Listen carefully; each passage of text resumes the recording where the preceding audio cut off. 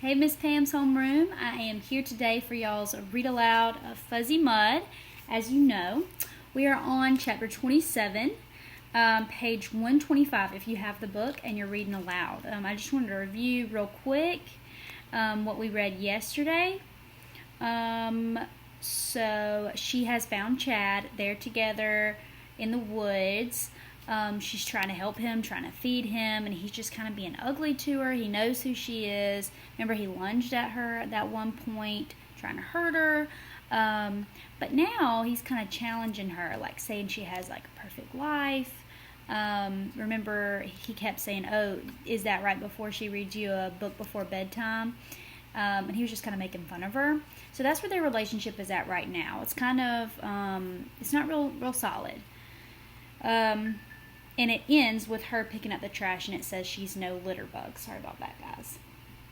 All right, so chapter 27, it says Wednesday, November 3rd, 2:41 p.m.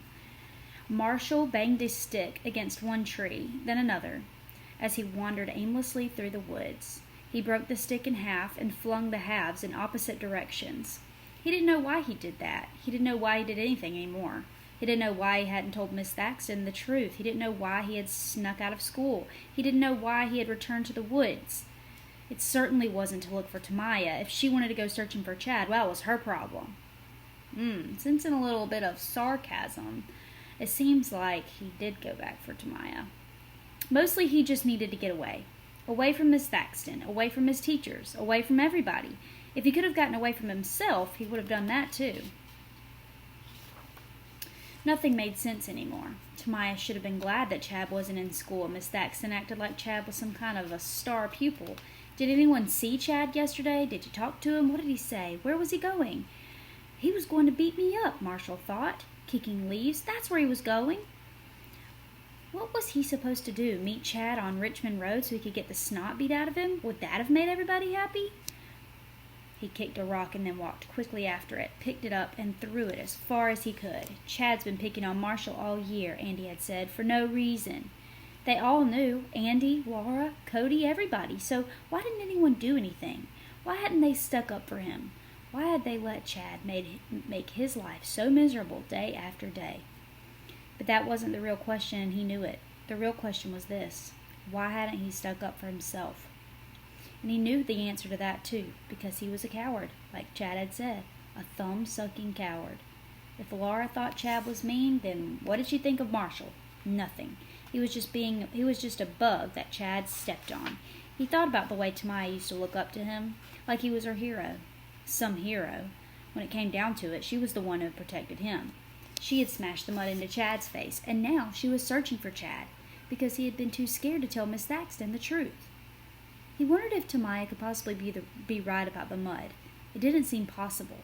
Somebody would have put up a warning sign or something. She probably just touched some weird kind of poison ivy. He stopped.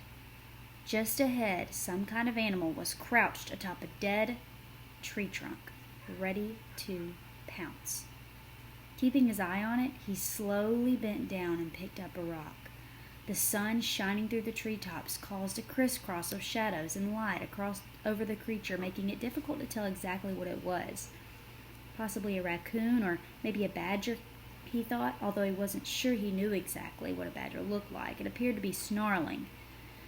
Whatever it was, since it was out during the day, it might be rabid. Remember, rabid means that they have, like an animal who has rabies. He rolled the rock over in his hand.